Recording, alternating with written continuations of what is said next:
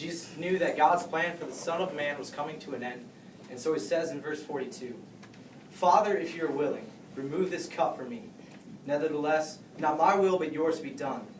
And he appeared to him an angel from heaven, strengthening him, and being in agony he prayed more earnestly.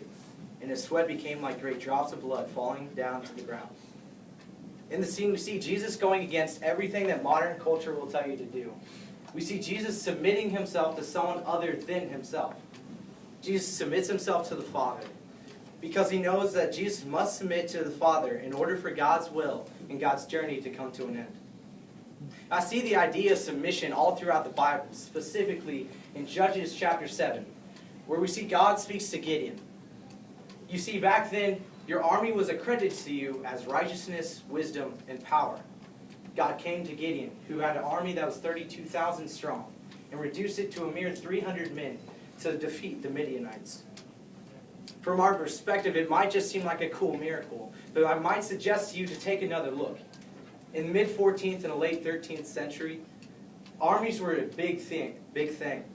Gideon had a large army, therefore, an army was particularly made his status very high in the region. When God called Gideon to eliminate parts of his army, he was asking Gideon to lower his own status. In order for God to use Gideon, he had to first empty himself before the Lord so God could come in and fill him back up.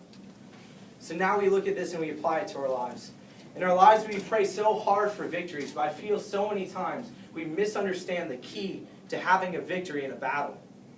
I see Jesus sometimes when I think about this idea. He's pacing back and forth for his daughters and his sons and his sisters to cry out to him, to allow God to move in their lives. But so many of us feel like that we're not worthy of his healing, that our God isn't big enough. And when I was thinking about this idea in my head, one interesting thought.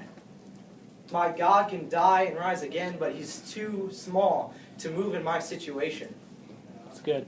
So when Jesus died on the cross and said those famous words of "it is finished," it's important to realize that he's speaking to you and to me. No longer will the chains of sin and tribulation be heavy in our lives. He chose those last words as a reminder for everyone to come after him. That there will be no more sin. That no more power of sin. That there will be no more priests that have to go in year after year into the holiest of holies and sacrifice an animal to cover the sins of everyone, of God's people. It is finished. The end of the Mosaic law and the end of the power of death itself. So now we find ourselves in an empty space of triumph and grace.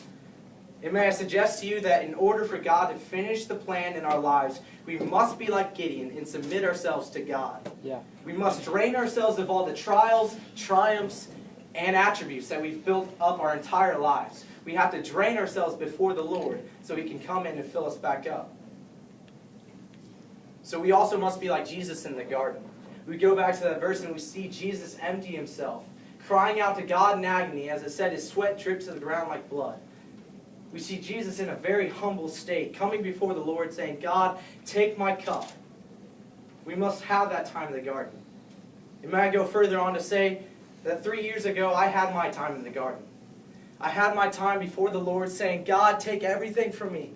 Take my cup from me, because I know if I have my cup, I'm going to screw it up." So I stand before you today, a soldier for Christ, and called into the ministry. It's that time where you empty yourself before the Lord and allow him to come through you. That's when Jesus says it is finished. It's those times in the garden that we see those famous words come to life. It's those moments that you drain yourself of all the attributes that you built up your entire life, that God comes to you and says, "It is finished." No longer will the walls and the laws of this world come before us and interrupt us in our relationship with God.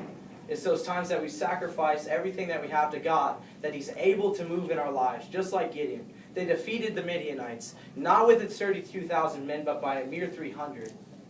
God needs those times where we step aside and allow him to move inside of us, instead of building ourselves up.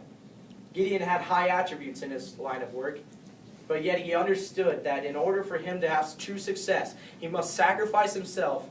And it's those times in the garden that Gideon had that allowed him to be such a successful man. And it's again, those times that really we understand that it is finished.